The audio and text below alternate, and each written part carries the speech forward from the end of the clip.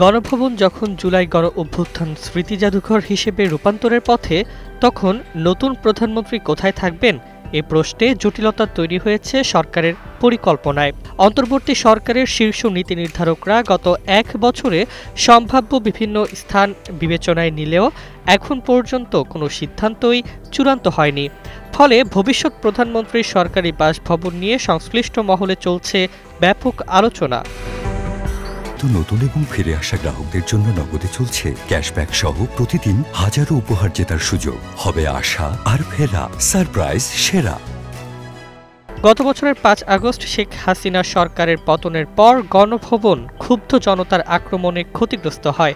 পরবর্তী মাসে অন্তর্বর্তী সরকারের উপদেষ্টা পরিষদ সিদ্ধান্ত নেয় গণভবন হবে জুলাই গণ অভ্যুত্থান স্মৃতি জাদুঘর। পিলখানা হত্যা, গুম-খুন, আয়নাঘর, ভোট কারচুপি থেকে শুরু করে দীর্ঘ ১৬ বছরের নানা বিতর্কিত অধ্যায় সেখানে তুলে ধরা হবে। বর্তমানে প্রধান উপদেষ্টা রাষ্ট্রীয় অতিথি ভবন যমুনাকেই তার অফিস বাসভবন হিসেবে ব্যবহার করছেন। এর মাঝে নতুন প্রধানমন্ত্রীর স্থায়ী বাসভবন নির্ধারণে গত ৭ জুলাই গৃহায়ন ও গণপূর্ত মন্ত্রণালয়ের সচিব মোহাম্মদ নজরুল ইসলামের নেতৃত্বে একটি উচ্চ পর্যায়ের কমিটি গঠন করা হয়।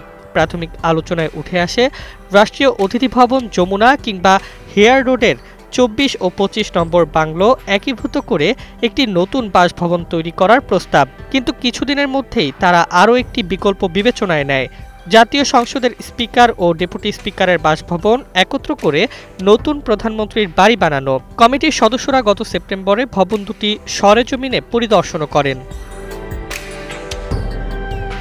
তবে জটিলতা দেখা দেয় দ্রুতই। সংসদ ভবন এলাকার স্থাপত্য নকশা নির্মাতা লুই আইকানের পরিকল্পনার সঙ্গে কোনো ধরনের ব্যত্যয় ঘটানো যাবে না এ মর্মে বিশেষজ্ঞ মতামত আসে।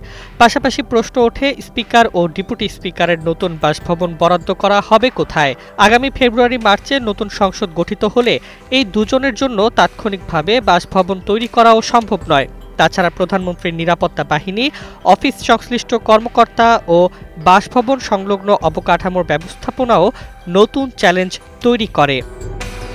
সবচেয়ে বড় অন্তরায় বাজেট।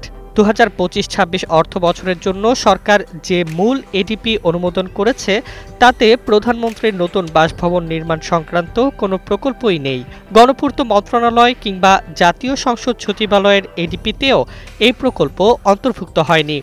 অর্থ বরাদ্দ ছাড়া প্রকল্প নেওয়ার সুযোগ নেই। ফলে নিকট ভবিষ্যতে নতুন বাসভবন নির্মাণের কাজ শুরু হওয়ার সম্ভাবনা নেই বললেই চলে।